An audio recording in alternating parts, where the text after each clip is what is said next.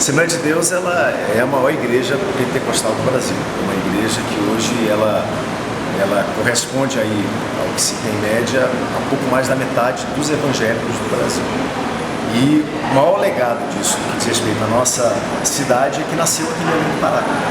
Essa igreja que está no Brasil todo, ela teve seu início em 18 de junho de 1911, aqui em Belém do Pará, fruto do chamado de dois missionários suecos que vieram dos Estados Unidos para Belém, receberam uma visão de Deus falando sobre o Pará. Não conseguiam localizar nenhum país com o nome de Pará, foram a uma biblioteca e descobriram que Pará era um estado brasileiro.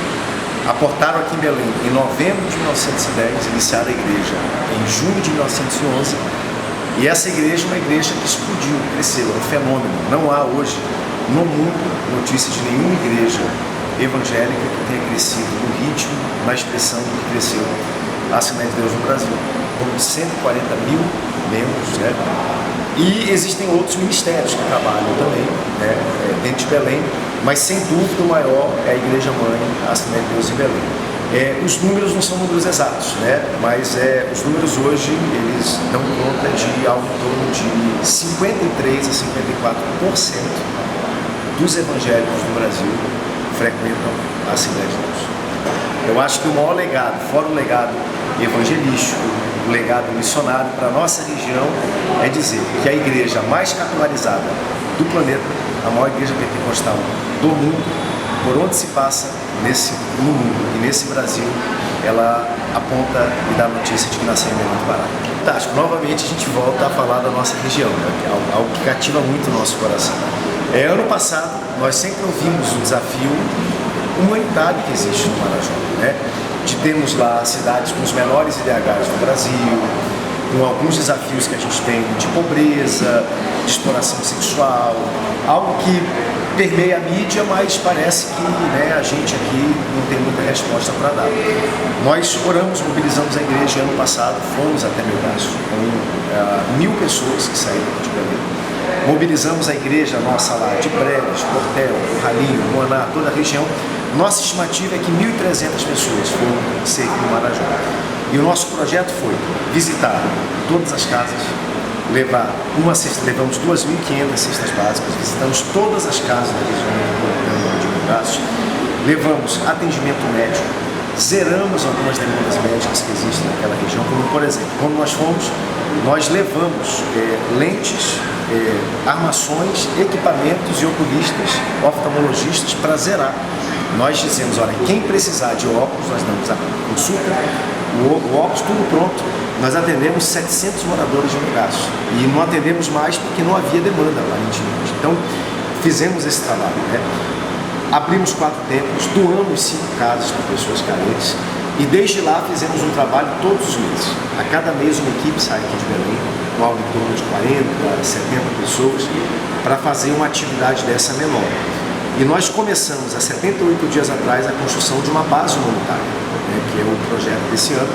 Plantamos em Melgaço uma base de 700 metros quadrados, com centro profissionalizante, oficina de corte e costura, consultórios, atendimento jurídico, sala de treinamento, para manter esse trabalho vivo. Então a novidade desse ano é que nós retornamos a Melgaço, só que agora com um pouco mais de experiência.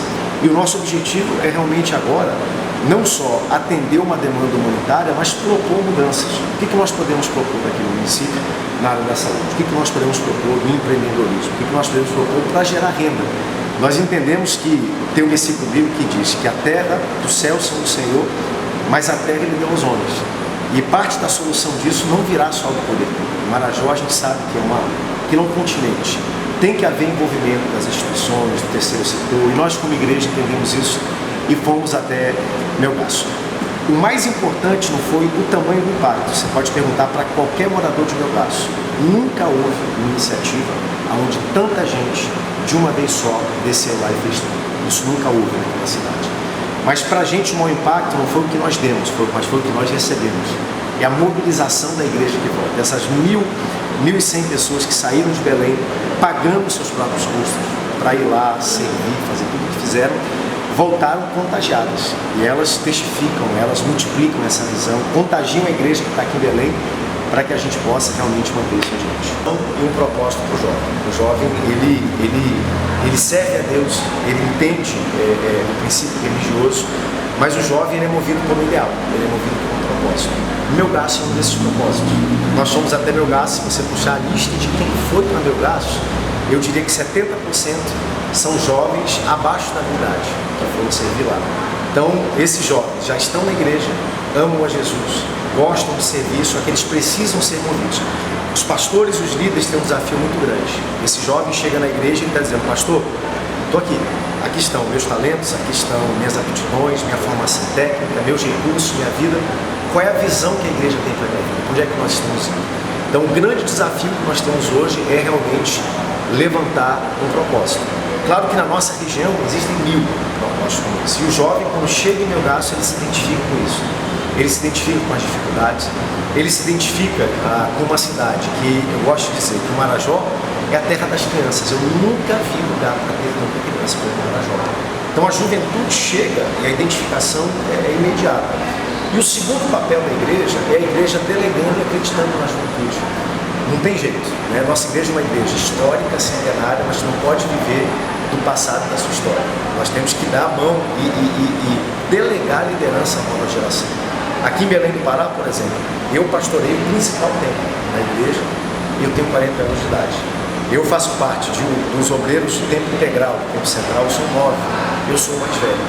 Então não quer dizer que nós não tenhamos pastores mais experientes na retaguarda, mas isso já mostra como a igreja tem se preparado para projetar uma geração mais nova, e a força da igreja não está só quando a geração antiga trabalha e nem só quando a nova trabalha, mas quando as duas gerações trabalham juntas. Para a gente fechar essa questão, Daniel Berg e Gunnar Wigner estão bem ali, nossos 2 pioneiros fundaram essa igreja. Um chegou aqui com 27 anos e o outro com 24 anos, solteiros. Então, a nossa igreja nasceu fruto do trabalho de 2 jovens que chegaram aqui. E vamos ser sinceros, para acreditar no chamado de Deus, para sair dos Estados Unidos, vir para Pará, sem dinheiro no bolso, sem conhecer a cultura, sem falar o idioma, sou jovem, é doido para fazer isso. Então, a vitalidade está no mundo dos jovens. Essa igreja é uma igreja dinâmica, que sempre buscou a renovação espiritual, a presença do Espírito Santo, e uma igreja que acredita nas novas gerações, né? A gente precisa colocar a igreja na mão das novas gerações.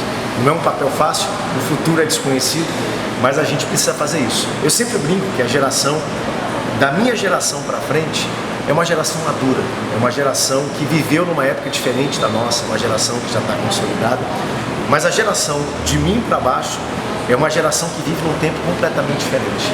Os desafios que meus filhos vivem não são os desafios que eu vivo hoje. A igreja, ela tem um grande, eu não diria dilema, mas um desafio de comunicação, um desafio de linguagem. Como é que nós comunicamos o mesmo princípio, o mesmo evangelho, a mesma doutrina, mas num mundo muito mais prático, rápido, internet, mídias sociais, televisão, num mundo onde as gerações mais antigas não dominam essas ferramentas, mas também as gerações mais novas não têm a experiência e a continuidade da geração mais antiga. A geração mais nova é uma geração muito rápida, tudo é muito rápido, começa, sai, sem continuidade, começa e não termina nada. A geração mais antiga é uma geração que termina. Então a força para o futuro é empoderar a nova geração, mas ter a retaguarda da antiga geração. As duas gerações, elas não competem, elas são complementares. Nossa força está na união. Então aqui conta um pouco da nossa história. Nossa igreja foi fundada em 1911 e esse remo foi doado por esse irmão aqui, ó, irmão Lobato, que já é falecido. E com esse remo, é o remo de nome. Note, ó, que aqui, ó, a empunhadura dele está casta. Com esse remo aqui, o irmão Lobato remou de Belém até Afuá. Circulou toda a ilha do Marajó, levando Daniel Berg, o pioneiro, para visitar, pregar o Evangelho, falar de Jesus. Então, naquela época, onde não havia ainda toda a estrutura, recursos, assim se pregava o Evangelho. Hoje nós temos avião, mídia, rádio, TV, mas nós nunca podemos esquecer da origem. Tudo que nós temos e somos vem dessa história e vem de pessoas como Daniel Berg, Gunnar Wigner, eu e você, e o irmão Manuel Rodrigues Lobato.